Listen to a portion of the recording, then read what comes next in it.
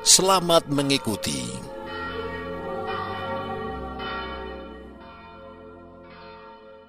Inilah Injil Tuhan kita Yesus Kristus menurut Yohanes pasal 12 ayat 20 sampai dengan 33. Di antara mereka yang berangkat untuk beribadah pada hari raya itu, terdapat beberapa orang Yunani.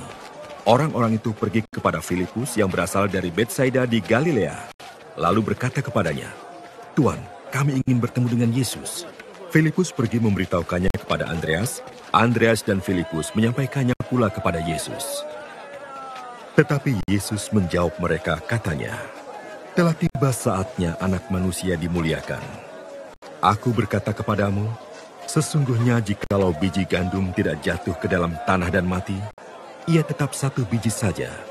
Tetapi jika ia mati, ia akan menghasilkan banyak buah. Barang siapa mencintai nyawanya, ia akan kehilangan nyawanya.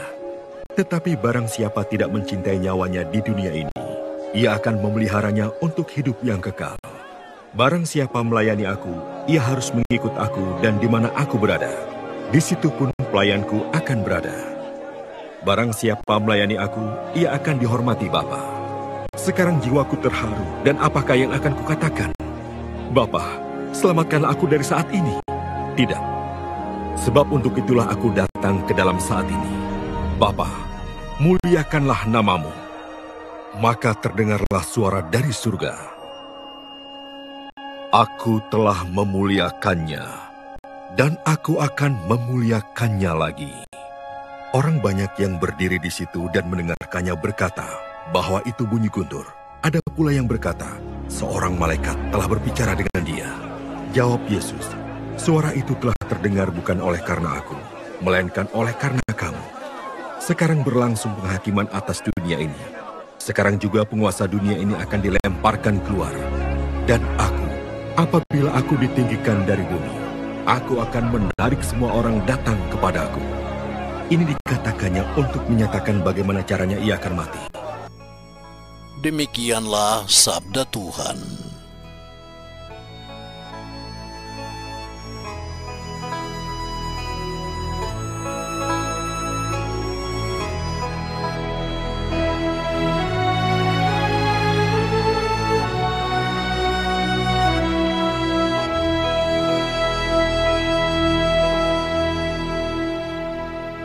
Saudara-saudariku yang terkasih di dalam Tuhan kita Yesus Kristus, Yesus adalah wujud tertinggi dari proyek pembaharuan hidup manusia. Dia memulai dengan event inkarnasi ketika dia mau menjadi manusia dan hidup sebagai salah seorang dari manusia. Penginkarnasian itu pun disempurnakan dengan peniadaan total eksistensinya sebagai manusia dengan menjadi mati.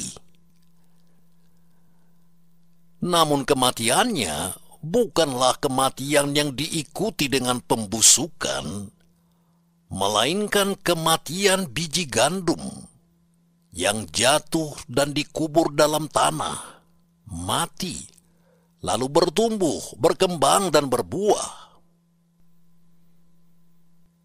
Yesus memang mati karena kemauan Allah dan karena pilihannya. Namun kematiannya digambarkannya dengan kematian biji gandum, yang jika tidak jatuh ke dalam tanah dan mati, dia tetap satu biji saja. Tetapi jika mati, akan menghasilkan banyak buah. Yohanes 12 ayat 24. Maka kematian Yesus adalah sesuatu yang perlu terjadi, sebab justru dengan demikian, seperti dikatakan dalam Yohanes 12 ayat 33, dia dapat menarik semua orang datang kepadanya.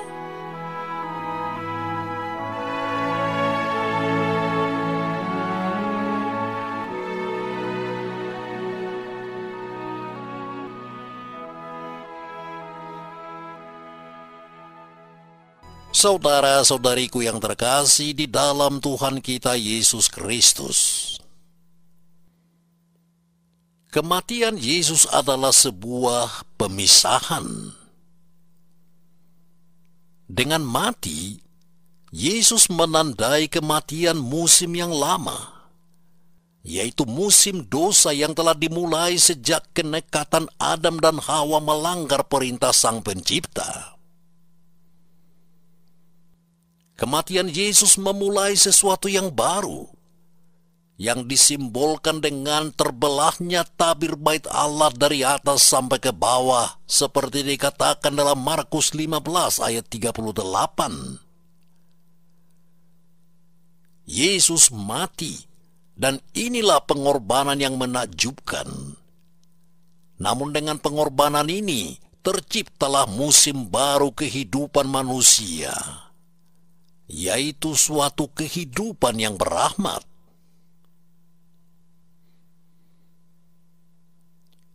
Sesungguhnya, saudara-saudari, paradigma mati dan hidup adalah sebuah kenyataan hidup manusia sehari-hari. Jika melihatnya dalam konteks pembaruan hidup yang memang harus terjadi secara terus-menerus, kematian pun harus juga terjadi dalam hidup pribadi seseorang bila ingin hidup segar, up to date, gembira dan dinamis. Banyak orang berpikir bahwa dia akan bahagia jika dia membahagiakan dirinya sendiri, sehingga dia hidup boros dan memanjakan tubuh dan dirinya tanpa batas. Dalam kenyataannya, orang yang hanya berusaha menyenangkan dirinya sendiri sering menemukan dirinya kosong, hatinya kering, pikirannya dan lidahnya beku dan keluh, apalagi jiwanya. Memberi kepada orang lain sering dialami sebagai pekerjaan yang berat dan menyusahkan, serta merugikan, dan hasilnya dia pelit kepada sesama dan juga pelit kepada Allah. Lagi pula orang cenderung memberikan kepada orang lain dari kelebihannya dan bukan dari hatinya, apalagi memberikan dirinya. Kita tidak sadar, saudara-saudari, bahwa kita memberikan sangat sedikit kepada Allah jika apa yang kita berikan adalah bagian dari milik kita. Namun jika kita memberikan kemauan sendiri, maka kita memberikan seluruh diri kita. Dan hanya dengan memberikan diri sendirilah, maka kita sungguh-sungguh hidup.